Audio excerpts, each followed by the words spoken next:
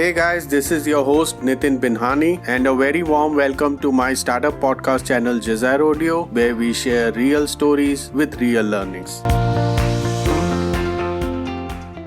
So my today's guest is Prashant Narang, a qualified CA with 2 decades of experience in finance and investments. Prashant is the author of 4-Bucket Cash Flow, and he regularly conducts workshops to help the entrepreneurs as well as the business owners manage their profits and cash flow. Besides, Prashant is the co-founder of Agility Ventures, which invests in the early stage startups. So in this podcast, we'll learn how to manage cash flow, get our payments on time, and we'll take Prashant's help in creating the simplest 3 to 5 years financial projections template, something that most entrepreneurs really struggle with. So let's welcome today's special guest. Hi Prashant, welcome to Desire Audio and thank you for talking to us. Thank you, Nitin, for giving this opportunity to speak to you and your audience. So let's start with, why is cash flow so important for these startups as well as for these business owners? So I would say that cash flow is not only important for any startup or small business, it is equally important for a large organization doing billions of dollars of sales. So now businesses generally measure their growth or success in terms of,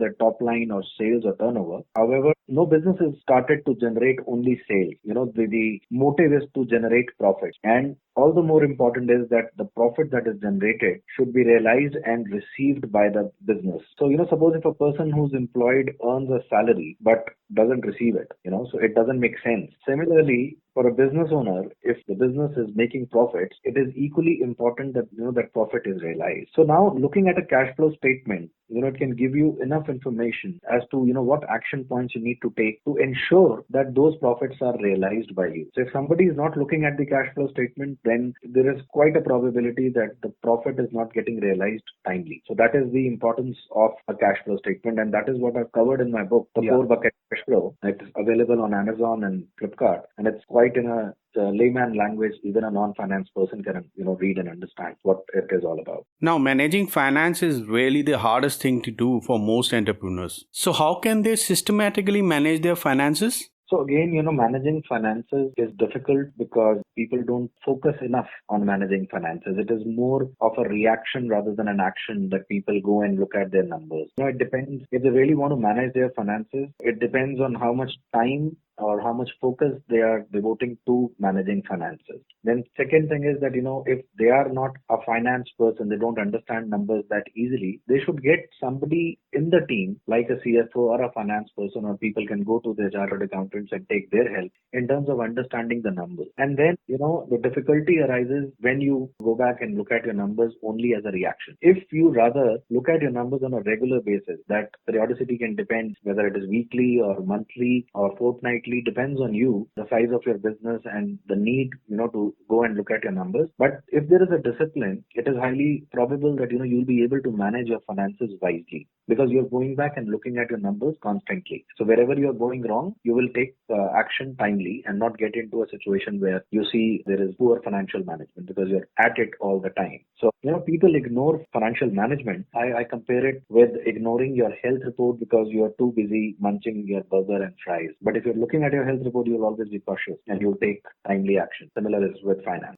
Okay. And what strategy would you recommend to get accounts receivable or payments on time? Yes, with my interactions with business owners, I realized one thing that is very common. That is, the mindset of the business owner that they don't ask for the money that is due to them. Reason is that they think that if they will ask for money from their customers, the relationships will get spoiled. The customers would get annoyed if we ask for our money only. But I think it is only a matter of practice.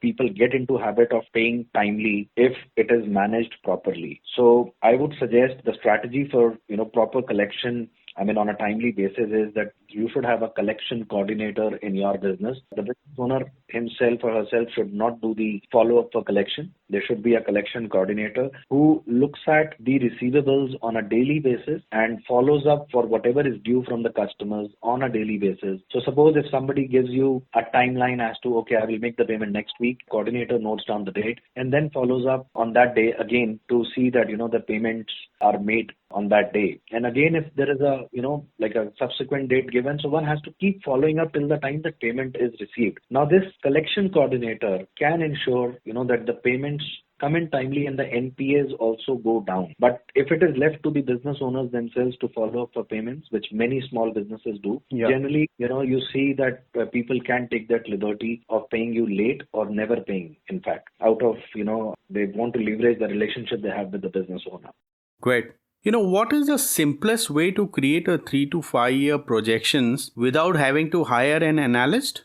So again, I would say that, it is again about that, the fear of doing it that stops you from doing it. Yeah. But if you attempt, I believe, one can easily do it. We struggle that if we want to create projections, we struggle with the fact that our estimates won't be that perfect. So how do I say that this much will be the sales that my business would make? So how can I predict the sales? Because that really depends on the customer behavior, the competition. There can be a lot many factors that are playing. How can I say that this is the level of sales that I will be doing? So if you start with the sales as your projections, you will never be able to make it. So that is where I tell people that, start with what is certain. So what is certain is your fixed expenses. So make a projection for your fixed expenses over the next, say, 1 year, then second year, third year, fourth year, up to fifth year. So you would probably take an assumption in terms of these expenses in the subsequent years by increasing them by a certain percentage, say 10%,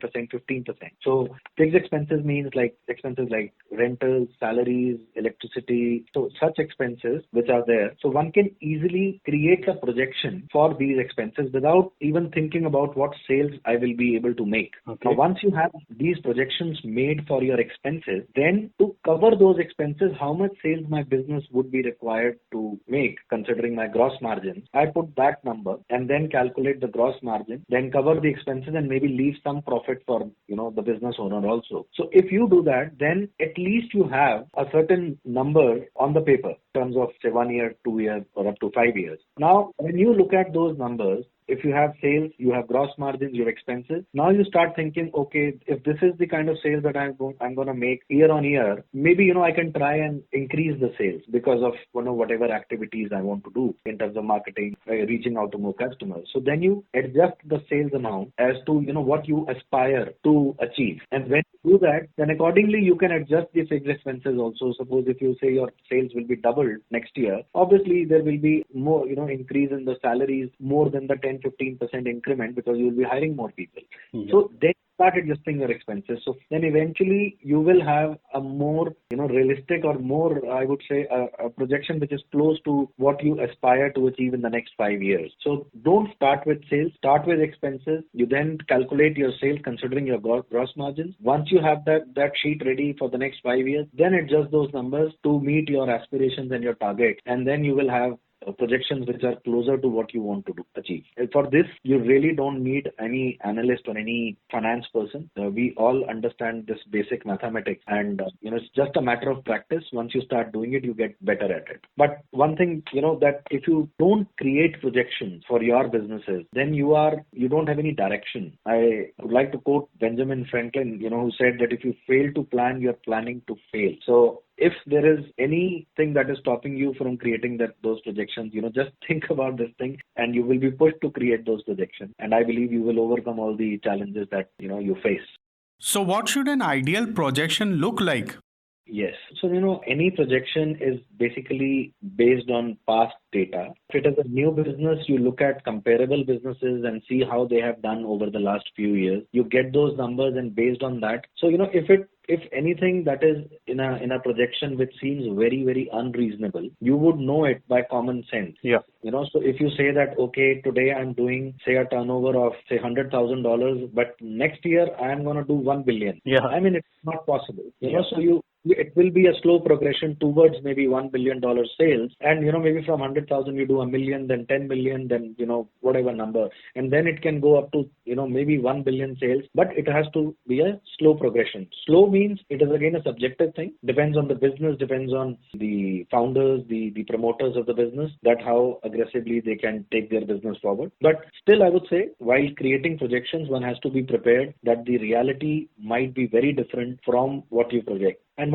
it is fine. One can accept that the reality is different. These projections certainly give you a direction. So even if the numbers that you project are way different from the reality, it is fine. But at least you have something to look at and say, okay, I want to be there.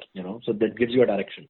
Finally, if you could share a brief about Agility Ventures and what's your criteria for investing in startups? So Agility Ventures is basically right now a platform. It's a network of angel investors. Yeah. So we have around 500 investors in our network right now. Wow.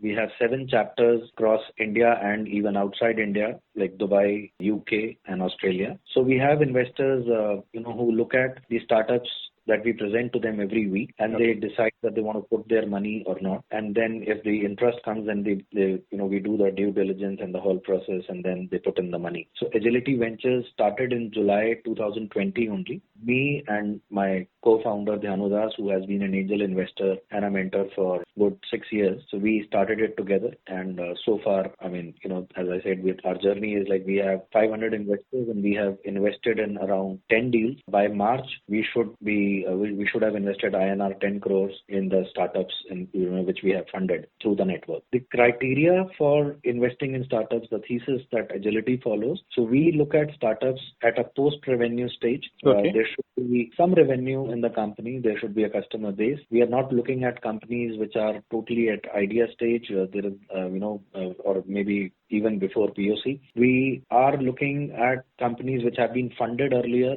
Maybe they have had a seed round, or maybe some larger fund also has invested in. So we prefer doing mid rounds. Okay. So we are doing subsequent rounds. We are also looking at co-investing with other larger funds. So we would take a bite in a larger round, say of the total round is say for $500,000. We would take $100,000 out of that and do the funding to that tune. So so it gives kind of a validation to our investors also that there are other investors who are putting in money in the same startup. So that is our thesis right now, and we are coming up with our angel fund, which is an alternative investment fund, very soon. Okay. Maybe the next 3 months. So it is a SEBI registered fund, and then our investments will be routed through that fund. Then the network would start investing through the fund. So with this, we have reached at the end of this podcast. Prashant, thank you so much for sharing great insights. It was a pleasure to have you on Desire Audio. Thank you so much, Nitin, for having me today. And it is a pleasure to contribute whatever I know and understand about finance and related topics. Are you a founder of an early stage startup and looking to raise funding? Get your startup investor ready before even you start pitching to your prospective investors. For know-how, please visit www.jazaro.in. That is www.jasaro.in. Lastly, I want to thank all the listeners who took their valuable time to listen to this podcast. Keep rocking, be safe, and don't forget to share.